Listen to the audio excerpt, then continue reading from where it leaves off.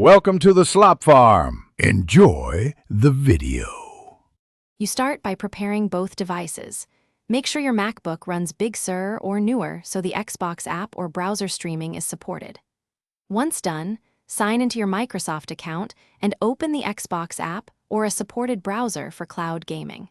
Pair your Xbox controller via Bluetooth or plug in with USB-C. This reduces input lag versus virtual touch. Make sure your controller has more than half battery and that your Mac is on a stable Wi-Fi 5 or wired Ethernet connection. Now you connect and configure. If using Xbox Cloud Gaming, ensure your Mac and Xbox, if Remote Play, are on the same network or use Ethernet to keep latency under 50 milliseconds.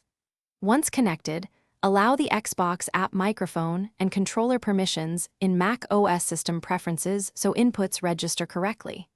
Then select Stream Quality in the app. Choose Balanced for 10 Mbps or High for 15-20 Mbps if your upload/download supports it. Finally, calibrate controller dead zones and confirm button mapping before launching a game.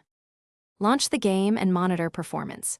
If you used cloud gaming, start the session and quit video calls, backups, or downloads on your Mac to free bandwidth.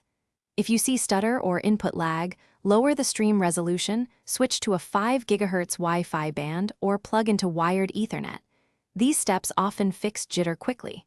If problems persist, repair the controller, restart the Xbox app and your Mac, and try a different network to isolate Wi-Fi issues. That single troubleshooting tip solves most playback problems. Thanks for watching. Consider subscribing if we helped you today.